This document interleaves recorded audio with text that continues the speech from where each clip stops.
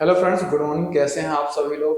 आप सभी लोग अच्छे होंगे। चलिए बेटा, आज की क्लासेस को स्टार्ट करते हैं। आज की जो हमारी क्लास है वो नंबर सिस्टम का पार्ट 3 है।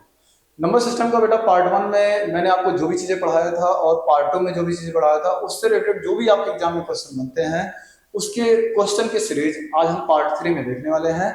और पार्ट 3 में ये भी देखने वाले हैं कि उससे और हटकर जो क्वेश्चन हमारे एग्जाम में बनते हैं उस क्वेश्चन को हम आपको डिटेल में डिस्कस करेंगे। तो बेटा, जो छात्र नए हैं चैनल को सब्सक्राइब कर लें और अपने सभी दोस्तों के पास शेयर कर दें। और क्लास अगर आपको अच्छी लगती हो तो आप एक बार लाइक करना ना भूलें, ठीक है?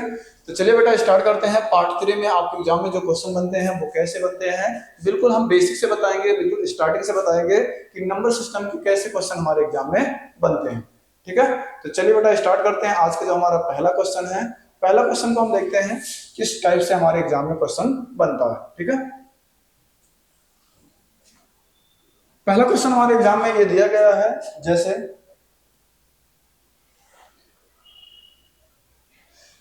संख्या 27541 में 2 और 4 के स्थानीय मानों का अंतर ज्ञात कीजिए। संख्या आपके पास जो दिया गया है, जो नंबर्स दिया गया है, नंबर क्या दिया गया? 27541 में 2 और 4 के स्थानीय मानों का अंतर क्या होगा, आपको ये बताना है। तो संख्या क्या दिया गया बेटा? 2, 7, 5, 4, 1 और 3।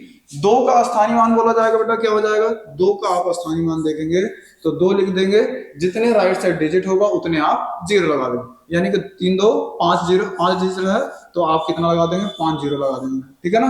अब उसके बाद बेटा बोला जा रहा है 4 का स्थानीय मान, तो 4 का स्थानीय मान कितना हो जाएगा? 4 लिखोगे, 2 डिजिट है तो 2 0 लग जाएगा, यानी कितना हो जाएगा? 400, यानी कि 400 आपका ये हो जाएगा।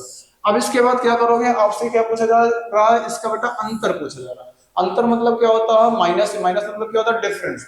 तो डिफरेंस यानी कि यहाँ पे माइनस कर दोगे तो ये 2 0 से ये 2 0 2 0 ऐसे ही हो जाएगा। यहाँ पे 10 में से आप 4 माइनस करो, यानी 10 में से 4 माइनस करो, कितना हो जाएगा? 6 हो जाएगा। यहाँ पे कितना बचेगा? 9 बचेगा। ये भी आपका 9 हो जाएगा और यहाँ पे कितना आ जाएगा? 1 आ जाएगा। तो यानी कितना आ जाएगा? 1996000। 1996000 किस ऑप्शन में दिया गया बेटा? तो ये हमारे सी ऑप्शन में आपका दिया गया है। ये आपके एनटीपीसी रेलवे एग्जाम में ये क्वेश्चन पूछा गया था 2021, यानी कि शिफ्ट फर्स्ट में। तो आपके एग्जाम में ऐसे भी क्वेश्चन आएंगे। इस क्वेश्चन को आपको ध्यान से करते चलना है और समझते चलना है कि हमारे एग्जाम में किस टाइप से क्वेश्चन बनते हैं। तो कोई भी चीजें आपका छोटा बड़ा बेटा नहीं होता है कि आपके एग्जाम में क्या ऐसे भी क्वेश्चन आते हैं। तो हाँ बेटा, ये ऐसे भी क्वेश्चन आते हैं। आपको पार्ट 1 में मैंने आपको बताया था कि फेस वैल्यू किसे कहते हैं, प्लेस वैल्यू किसे कहते हैं, नेचुरल नंबर किसे कहते हैं, होल नंबर किसे कहते हैं, प्राइम नंबर किसे कहते हैं, इवन नंबर किसे कहते हैं, ऑड नंबर किसे कहते हैं, कंपोजिट नंबर किसे कहते हैं, रेशनल नंबर और इरेशनल नंबर। सभी चीजों को मैंने आपको पार्ट 1 में सारा बिल्कुल डिटेल में डिस्कस किया हूं। तो जो बेटा पहली क्लास को ना देखा हो, सबसे पहले वो पहली क्लास को देख ले, ताकि आपको ये सारी चीजें, आपको स्थानीय मान यानी कि प्लेस वैल्यू, इन सब सारी चीजों के बारे में आपको पता चल जाए, ठीक है बेटा? चलिए नेक्स्ट चलते हैं, सेकंड नंबर क्वेश्चन की तरफ चलते हैं। सेकंड नंबर क्वेश्चन बेटा ये दिया गया है कि find the difference of the place value of 8 and 4 in the number of, आपका दिया गया है 6 8 3 4 7 9 दिया गया है। तो बेटा इसमें कह रहा है संख्या इतने में से 8 और 4 के स्थानीय मानों का अंतर क्या होगा। 8 और 4 के स्थानीय मानों का अंतर क्या होगा? स्थानीय मतलब मान का मतलब क्या होता है बेटा? जो प्लेस वैल्यू की बात कर रहे हैं। अगर 8 की बात करोगे तो 8 का सिर्फ आप 8 ही लिखोगे, राइट साइड जितने डिजिट होगा उतने 0 लगा दो। कितने डिजिट है? 4 हैं, तो आप कितने लगा दो बेटा? 4 0। उसके बाद बात कर रहा है 4 का, तो 4 का कितना है? 4 का 4 ही लिखोगे, राइट साइड कितने डिजिट हैं? 2 डिजिट हैं, तो आप 2 0 लगा दोगे, यानी कि ये कितना हो जाएगा? ये, ठीक है ना? 4 का कितना हो जाएगा? 400 हो जाएगा। यहाँ पे बेटा 4 डिजिट है, 4 0 है, ठीक है ना? 8 के बाद कितना? 4 0 होना चाहिए। तो यहाँ पे कितना ये आ जाएगा आपका? ये आपका यहाँ पर 400 यहाँ पर आ जाएगा, ठीक है? तो ये हमारा 400 बेटा यहाँ पे आ जाएगा। अब हम इसको क्या करेंगे? इसको माइनस कर देंगे। क्यों? क्योंकि हमसे पूछा क्या जा रहा है? डिफरेंस। यहाँ पे क्या कर देंगे? माइनस कर देंगे। तो ये 0 से ये 0 हो जाएगा, ये 0 से ये 0 हो जाएगा। 10 में 4 माइनस करेंगे, कितना आ जाएगा? 6 हो जाएगा। यहाँ पे कितना बचेगा? 9 बचेगा और यहाँ पे कितना बचेगा? 7 बचेगा। तो 79600 आपका राइट आंसर। तो 796 कौन से ऑप्शन में दिया गया बेटा? ये हमारा सी ऑप्शन में हमारा दिया गया है। ये भी हमारे एनटीपीसी रेलवे एग्जाम में पूछा गया था 2021 सेकंड शिफ्ट पेपर में, ये भी हमारा क्वेश्चन पूछा गया था। ठीक है ना। नेक्स्ट हम बात करते हैं, देखो बेटा जो अगर शिफ्ट वाइज जब भी पेपर होता है तो ये ध्यान रखना है कि अगर आपके जो अलग अलग शिफ्ट में अलग अलग टाइप के मतलब क्वेश्चन के जो डिजिट होगी वो चेंज हो जाते हैं, लेकिन जो टाइप होता है वो क्वेश्चन का लैंग्वेज सेम ही होता है, ठीक है ना। चलिए नेक्स्ट हम देखते हैं, तीसरे नंबर क्वेश्चन में दिया गया है find the sum of the face value of 6 and 5 in 6182 7354। Numbers जो दिया गया है 6182 7354 में 6 का जातीय मान और 5 का जातीय मान का योग कितना होगा। मैंने आपको बेटा बताया था कि जातीय मान वह होता है उसकी अपनी खुद की वैल्यू, यानी फेस वैल्यू होता है उसकी अपनी खुद की वैल्यू, यानी कि अगर 6 का अगर जातीय मान बोलेगा तो बेटा 6 ही होगा, और आपसे 5 का जातीय मान बोलेगा तो 5 ही होगा।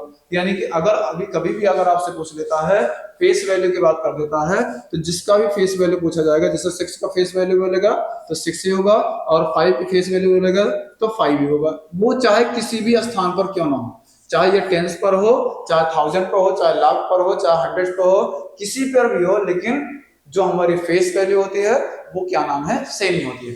तो 6 और 5 का योग पूछा जा रहा है तो हम इसको ऐड कर देंगे, 6 में 5 ऐड कर देंगे, कितना हो जाएगा बेटा 11 हो जाएगा, यानी इसका राइट आंसर कौन सा हो जाएगा, डी ऑप्शन आपका सही हो जाएगा, ठीक है ना। चलिए नेक्स्ट चलते हैं चौथे क्वेश्चन की तरफ। चौथा क्वेश्चन बेटा ये दिया गया है कि find the smallest 3 digit prime number. ये आपको आपके एग्जाम में देखो मैंने आपको प्राइम नंबर बताया था कि प्राइम नंबर क्या होता है बेटा, जो 1 से और सेल्फ से डिविजिबल होता है वही हमारा क्या नाम है, प्राइम नंबर कहलाता है।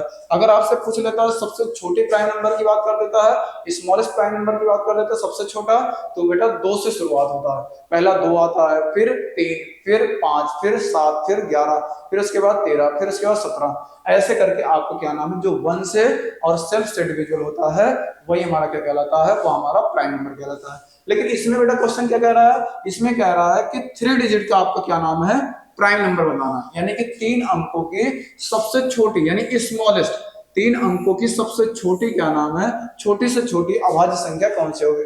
तो 3 अंकों की शुरुआत कहां से होती है बेटा, 100 से होता है। पहला अगर हम बात करते हैं, पहला क्या होता है, 3 अंकों की शुरुआत कहां से होता है, 100 से होता है। क्यों, 2 अंक तक 99 ही होता है, उसके बाद क्या नाम 100 आता है। तो 100 बेटा आपका प्राइम नंबर तो है नहीं, क्यों, क्योंकि इसका फैक्टर हो सकता है, क्योंकि ये 2 से भी कटता है, 4 से भी कटता है, 5 से भी कटता है, 10 से भी कटता है, 20 से भी कटता है, 50 से भी कटता है, 100 से भी कटता है। तो यानी कहने का मतलब ये है, ये तो हमारा क्या नाम प्राइम नंबर है ही नहीं। तो 100 के बाद क्या आता है बेटा, 101 आता है। 101 किसी का फैक्टर नहीं होता। जब बेटा 101 किसी का फैक्टर नहीं होता है तो यानी ये 1 का फैक्टर होगा और स्वयं का फैक्टर होगा, यानी कि सबसे छोटी अगर बात करते हैं तो छोटी से छोटी 3 अंकों की जो अभाज्य संख्या है बेटा कौन सी हो जाएगी, वो हमारा 101 हो जाएगा। तो 101 हमारा डी ऑप्शन में दिया गया है। इसके बाद अगर कोई है तो हमें उसको चेक करने की जरूरत है ही नहीं, क्यों, क्योंकि सबसे छोटी की बात कर रहा है तो सबसे छोटी हमारा 101 ही है, इसलिए हमारा राइट आंसर कौन सा हो जाएगा बेटा, डी ऑप्शन हमारा सही हो जाएगा, ठीक है। चलिए नेक्स्ट बात करते हैं, 5वें नंबर की तरफ चलते हैं। आपसे पूछा जाएगा एक अंक वाली अभाज्य संख्याओं की संख्या कितनी बेटा, एक अंक वाली अभाज्य संख्याओं की संख्या कितनी। एक अंक मतलब समझ लो जो सिंगल डिजिट में हो, तो सिंगल डिजिट की अभाज्य संख्या यानी कि प्राइम नंबर की बात करते हैं तो पहला कौन सा हो जाएगा बेटा, पहला 2 हो जाएगा, फिर 3 हो जाएगा, फिर 5, फिर 7। उसके बाद सिंगल डिजिट में कोई प्राइम नंबर होता ही नहीं, क्योंकि 9 आपके है ही नहीं, 8 आपके है नहीं, और आपका 4, 6 ये सब है नहीं। यानी कितनी संख्याएं हैं सिंगल डिजिट में प्राइम नंबर, आपके 4 है। तो बेटा राइट आंसर कौन सा हो जाएगा, आपका 4 आपका हो जाएगा। इसमें आपसे पूछा जा रहा है एक अंक वाली अभाज्य संख्याओं की संख्या कितनी संख्या है, 4 संख्या है। तो हमारा राइट आंसर कौन सा हो जाएगा बेटा, हमारा बी ऑप्शन हमारा सही हो जाएगा, ठीक है ना। चलिए नेक्स्ट चलते हैं 6ठे नंबर की तरफ। ये सब आपके एग्जाम में पूछे जाने वाले क्वेश्चन बेटा, इसको आपको ध्यान से करने की जरूरत है। अगर आप ध्यान से चीजें नहीं करोगे तो आपको वो चीजें समझ में नहीं आएगी, ठीक है ना। अब इसमें देखना बेटा कि निम्नलिखित में से कौन सी संख्या अभाज्य संख्या है। इनमें से आपको देखना है कि निम्नलिखित में से कौन सी आपकी अभाज्य संख्या। अभाज्य संख्या बेटा वो होता है, मैंने आपको बताया था, जो 1 से और सेल्फ से डिविजिबल हो, 1 से और सेल्फ से डिविजिबल होता है वही हमारा क्या कहलाता है, अभाज्य संख्या। तो जैसे 323 बेटा जो है वो आपके 1 के टेबल में तो आता है, और ये 17 के टेबल में भी आता है, 19 के टेबल में भी आता है, और ये अपने अपने टेबल में भी आता है। तो यानी ये तो हमारा क्या नाम है, आपका क्या नाम है, प्राइम नंबर नहीं है, ये हमारा कौन सा नंबर है, ये हमारा कंपोजिट नंबर है। लेकिन 571 जो है, 571 जो है, ये बेटा सिर्फ 1 के टेबल में आता है और 571 के टेबल में आता है, बाकी इसका कोई फैक्टर नहीं होता है, तो इसलिए हमारा क्या नाम है, ये सही हो जाएगा। ठीक है ना। अगर हम इसकी बात करते हैं तो ये क्या डिविजिबल है किसी से या नहीं है, इसको हम चेक कर सकते हैं। 5 में 1 जोड़ेंगे 6, 6 3 9 हो जा रहा है। 9 बेटा 3 के टेबल में भी आता है और 9 के टेबल में भी आता है, इसका मतलब 3 और 9 का रूल मैंने आपको बताया था, डिविजिबिलिटी का रूल, कि जिसमें आपको जोड़ने पे 9 आ जाता है या 9 आ जाता है, जो 3 के टेबल में आने वाला रहता है वो 3 से भी डिविजिबल होता है और 9 से भी डिविजिबल होता है। इसमें जिसके यूनिट डिजिट में 0 या 5 रहता है वह संख्या मैंने आपको बताया था वह बेटा 5 से डिविजिबल होता ही होता है। तो यानी ये भी हमारा डिविजिबल है, इसका मतलब हमारा राइट आंसर कौन सा हो जाएगा, इसका हमारा बी ऑप्शन हमारा सही हो जाएगा। ठीक है ना। चलिए नेक्स्ट क्वेश्चन की तरफ हम मूव करते हैं, यानी कि 7वें नंबर क्वेश्चन की तरफ चलते हैं। 7वां नंबर क्वेश्चन ये कह रहा है बेटा कि 2 अंकों की सबसे बड़ी अभाज्य संख्या ज्ञात कीजिए। अब आपको ये बताना है कि 2 अंकों की सबसे बड़ी अभाज्य संख्या कौन सी है। आप सभी लोग एक बार इसको कमेंट करके जरूर बताइएगा, ये आपके लिए क्वेश्चन, यानी कि ये बहुत आसान क्वेश्चन है, आपको इसमें से देखना है, कमेंट बॉक्स में बताना है कि 2 अंकों की सबसे बड़ी अभाज्य संख्या कौन सी है। तो ये आपको बेटा कमेंट करके बताना है कि इसका राइट आंसर कौन सा होगा। ठीक है ना। मैंने आपको बता दिया अभाज्य संख्या यानी प्राइम नंबर कौन सा होता है, प्राइम नंबर वो होता है जो आपका 1 से और सेल्फ से डिविजन होता है, वही हमारा क्या कहलाता है, वो हमारा बेटा प्राइम नंबर कहलाता है। ये हमारे एग्जाम में पूछा गया था, आरआरबी जेई 2019 एग्जाम में ये पूछा गया था कि इसके क्वेश्चन आपको इस तरीके से देखने हैं। ठीक है ना। चलिए नेक्स्ट हम बात करते हैं, फाइंड द फ्रैक्शन ऑफ 0.468668। ये आपके पास दिया गया है, आपसे पूछा जा रहा है कि इसको सॉल्व करोगे तो क्या बनेगा। इसका भिन्न अगर आपको इसको जो आपकी पॉइंट की चीजें है यानी कि जो डेसिमल फ्रैक्शन में है इसको सिंपल फ्रैक्शन में कन्वर्ट करोगे तो इसकी वैल्यू क्या बनकर आएगा, आपको ये बताना है। जब इस टाइप के क्वेश्चन बेटा आ जाते हैं, जैसे यहाँ पे देखो 0.4, उसके बाद 686868 बार बार, यानी ये क्या है, रिपीटेड है। 686868 क्या है, रिपीटेड है। जब बेटा कभी भी रिपीटेड वाली चीजें आ जाती हैं तो आप इसको ऐसे लिख सकते हैं, 0.4 तो आपने लिख दिए और यहाँ पे क्या 6 है 8 है, इसके ऊपर आप बार लगा दो, इसके ऊपर आप बार लगा दो। बार मतलब क्या होता है, जो संख्या रिपीट होती रहती है उस संख्या के ऊपर हम क्या लगा देते हैं, बार। अब इसको अगर हम बेटा सॉल्व करेंगे तो ये कैसे सॉल्व होगा, जिस संख्या के ऊपर बार लगा रहता है उसकी वैल्यू क्या होती है, 9 होती है, और जिस संख्या के ऊपर बार नहीं लगा रहता उसकी वैल्यू क्या होता है, 0 होता है। जैसे इसमें 2 संख्या के ऊपर बार लगा हुआ है तो 2 बार हम क्या लगा देंगे, 9, और यहाँ पे एक संख्या के ऊपर नहीं लगा हुआ है तो उसकी वैल्यू हम क्या लिख देंगे, 0। इतना तो पहले हमें आप ये करना पड़ेगा। उसके बाद क्या यही आंसर है, नहीं बेटा ये आंसर नहीं है, इसके आगे आपको और एक प्रोसेस करना है। कैसे, आपके पास जितने आपके ये पूरा नंबर है आपको ये पूरा नंबर लिखना है, उसके बाद आपको ये करना है जिस संख्या के ऊपर बार नहीं लगा रहता उस संख्या को आप क्या करोगे, माइनस कर दोगे, यानी कि माइनस क्या हो जाएगा बेटा, 4 हो जाएगा, अपान क्या हो जाएगा, 990 हो जाएगा। ठीक है ना। अब इसको क्या करोगे, आप माइनस कर दोगे, 8 में 4 माइनस करो कितना आ जाएगा, 4 आ जाएगा। यहाँ पे आपका 6 का 6 ही रहेगा, यहाँ पे आपका 4 का 4 ही रहेगा, अपॉन कितना हो जाएगा, 990, यानी कि 464 अपॉन 990, जो भी आपके ऑप्शन में दिया गया होगा वही आपका ऑप्शन सही है। तो कौन सा ऑप्शन में दिया गया है, 464990, ये आपको क्या नाम है, इस ऑप्शन में दिया गया है, फर्स्ट ऑप्शन में। तो आपका राइट आंसर कौन सा हो जाएगा बेटा, इसका आपका ए ऑप्शन सही हो जाएगा। ये आपके एग्जाम में पूछे जाते हैं, ये यूपीएसआई 13/11/2021 के एग्जाम में पूछा गया था, यानी कि यूपी सब इंस्पेक्टर यानी कि उत्तर प्रदेश की जो दरोगा की भर्ती 2021 में हुआ था उसमें ये क्वेश्चन आपके पूछे गए थे। ठीक है ना।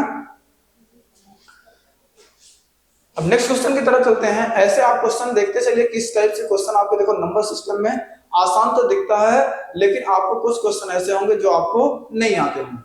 अब इस क्वेश्चन की बात करते हैं, ये भी सेम आपको उसी तरीके से क्वेश्चन है, आप इसको कर सकते हैं। कैसे, यहाँ पे दिया गया बेटा 0.426, यहाँ पे कितना दे 26 2 6 2 6 2 6, ये बार बार है तो यहाँ पे बेटा क्या करेंगे, हम इसकी वैल्यू बार लगा देंगे, ठीक है ना। जब संख्या रिपीट होती रहती है, जब संख्या रिपीट होती रहती है तो हम उस संख्या के ऊपर क्या लगा देते हैं बेटा, बार लगा देते हैं बस। बार लगाने के बाद क्या करते हैं, हम उसको सॉल्व कर लेंगे।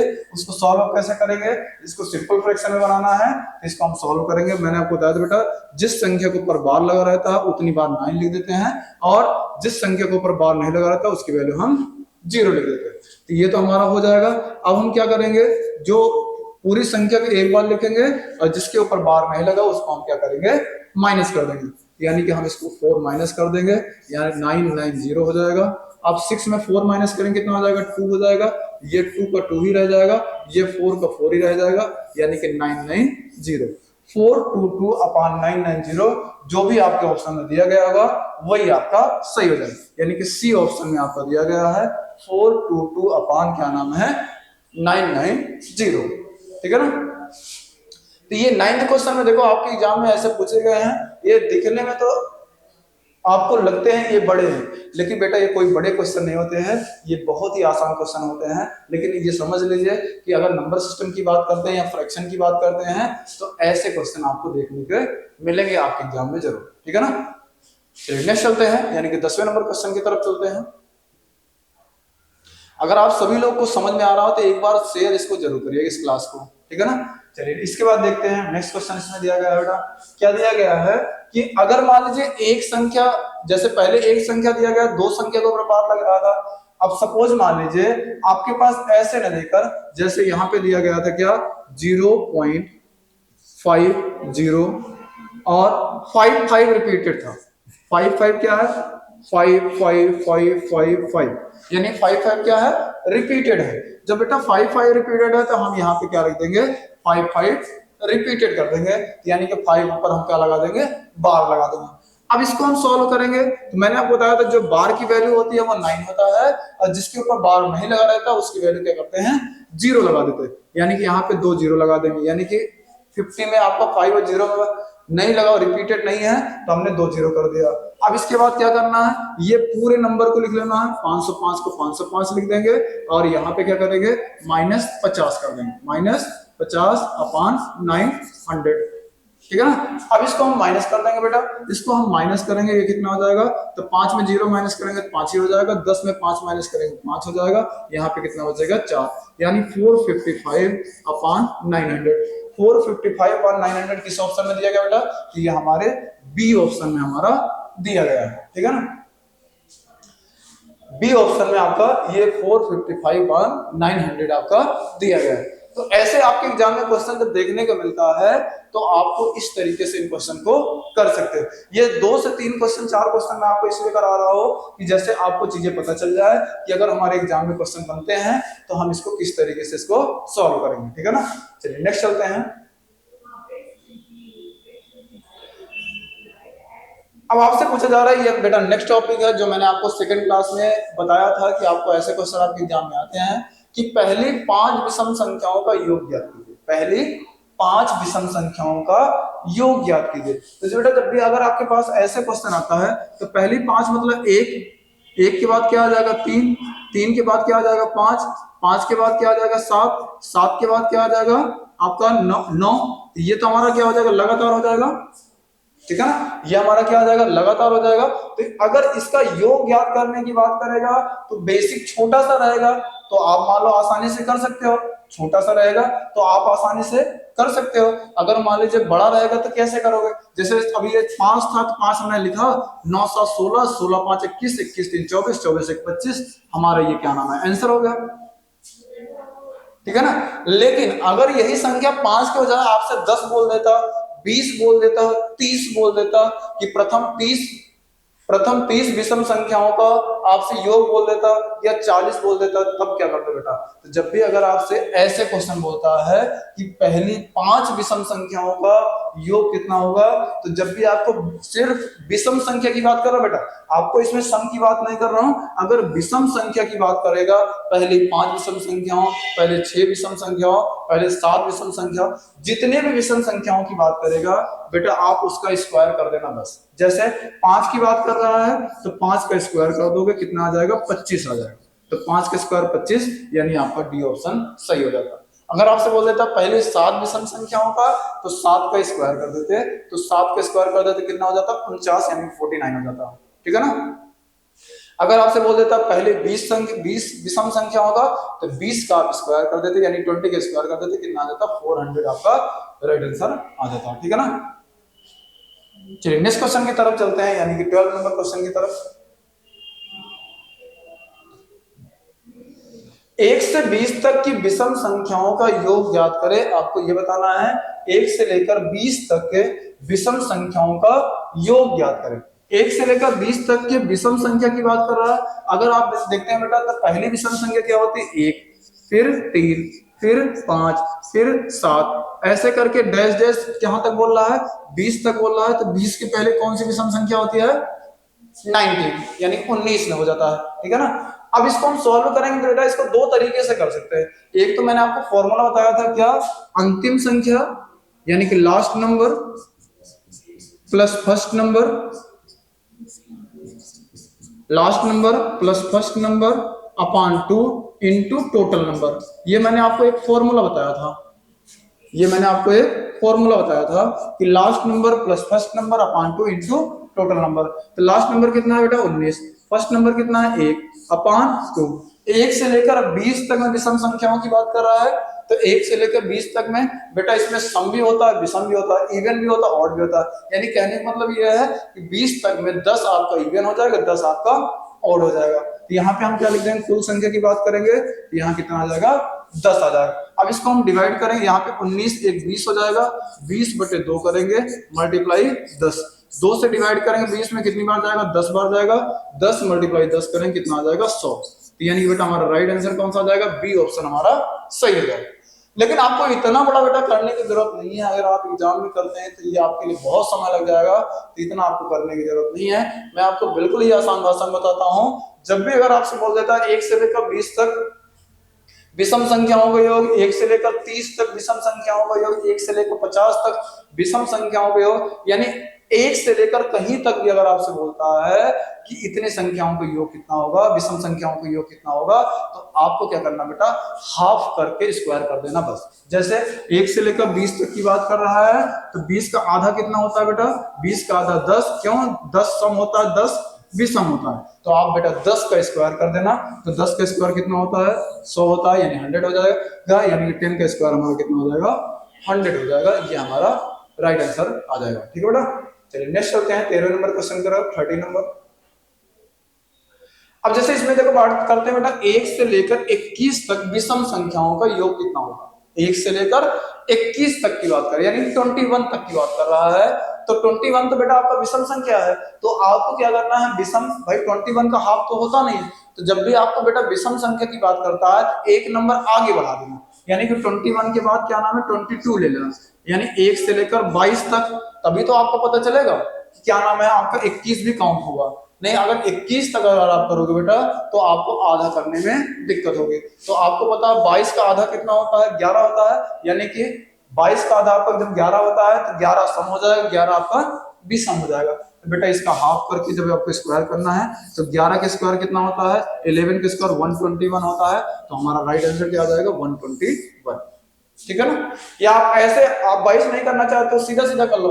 जब आपको पता है 20 तक तो आपका कितना होता है 10 होता है, और 21 की बात कर रहे थे एक और जुड़ जाएगा, 20 तक का आधा कितना होता है बेटा 10 होता है, और एक आपका 21 भी है, तो एक संख्या और हो जाएगा विषम, तो 10 के बाद क्या हो जाएगा 11, तो आप 11 के स्क्वायर कर दोगे आपका आंसर आ जाएगा। ठीक है ना। तो 121 आपका राइट आंसर आ जाएगा। ठीक है ना। चलिए नेक्स्ट चलते हैं 40 नंबर की तरफ। 40 नंबर क्वेश्चन ये कह रहा है 1 से लेकर 10 के बीच की विषम संख्याओं का योग ज्ञात करिए। 1 से लेकर 10 तक के बीच की विषम संख्याओं का योग कितना होगा। तो ये आपको कमेंट बॉक्स में बताना है 1 से लेकर 10 तक सभी विषम संख्याओं का योग कितना होगा, ये आपको कमेंट बॉक्स में बताना है कि इसका आंसर क्या है। ठीक है बेटा। तो ये आपको कमेंट करके बताना है कि 1 से लेकर 10 तक विषम संख्याओं का योग कितना होगा।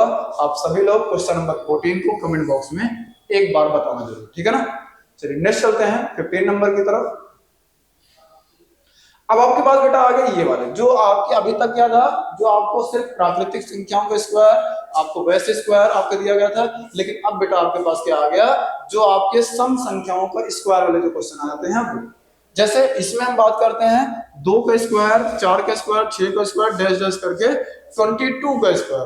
तो जब आपके पास ऐसे क्वेश्चन आते हैं तो मैंने आपको बेटा दूसरी क्लास में ये बताया था कि इसका एक फॉर्मूला होता है n+1 और n+2।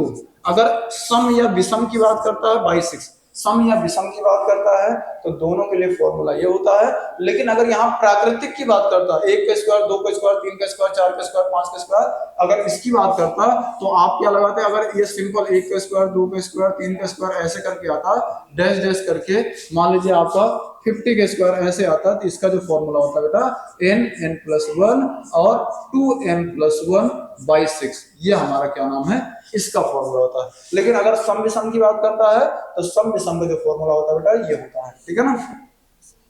अब इसके बाद हम बात करते हैं, ये जो हम करते हैं इसको, इसकी वैल्यू रख देते हैं, ये कितना हो जाएगा 22 को 22, क्योंकि n की वैल्यू 22 है, अंतिम संख्या मतलब n मतलब अंतिम संख्या, तो ये 22 हो जाएगा। यहाँ पे 22+1 कर देंगे, कितना हो जाएगा, 22 से कितना हो जाएगा 23, तो 22 से 23 हो जाएगा। यहाँ पे 22 आप करेंगे, 22+2 करेंगे, कितना हो जाएगा, 22×2 24, यानी कि यहाँ पे कितना आ जाएगा 24 डिवाइड बाई कितना आ जाएगा 6, ठीक है ना। अब इसको आप सॉल्व कर लो बेटा, इसको सॉल्व करो, कितना आ जाएगा, 6 चौको 24 हो जाएगा, और आपका 22 चौक कितना हो जाएगा, 88 हो जाएगा। यहाँ पे कितना 22 है, यहाँ 4 है, 22 चौक 88, मल्टीप्लाई कितना हो जाएगा 23। तो मैंने आपको मल्टीप्लाई भी सिखाया था कि आप कैसे कर सकते हो, ऐसे पहले फर्स्ट का फर्स्ट में, 8 त्रिक 24, 24 के 4 कैरी 2, 8 त्रिक 24 और 8 दूनी 16, आप इसको 8 2 जा 16, आप इसको ऐड कर दो, 6 4 10, 10 2 12 हो जाएगा, और 2 1 3 3 1 4, यहाँ पे कितना हो जाएगा बेटा 2 हो जाएगा, ये आपका कैरी हो जाएगा। 8 2 जा कितना हो जाएगा 16 हो जाएगा, 16 में 4 ऐड कर देंगे, कितना हो जाएगा 20, यानी कि 20 आपका 24 राइट आंसर हो जाएगा, ठीक है।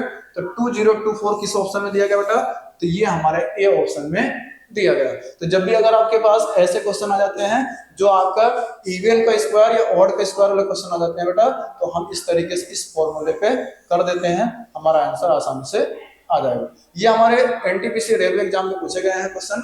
देखो आपके नंबर सिस्टम में जो चीजें मैंने आपको पढ़ाया है वो सब आपके एग्जाम में पूछे जाते हैं, बस आपको चीजों को समझना है, तभी आपको सारी चीजें हो पाएगी, ठीक है ना। चलिए नेक्स्ट चलते हैं, आपका आज का लास्ट क्वेश्चन है जो 16 नंबर क्वेश्चन, जो आपके पास क्यूब वाले क्वेश्चन आ जाते हैं बेटा।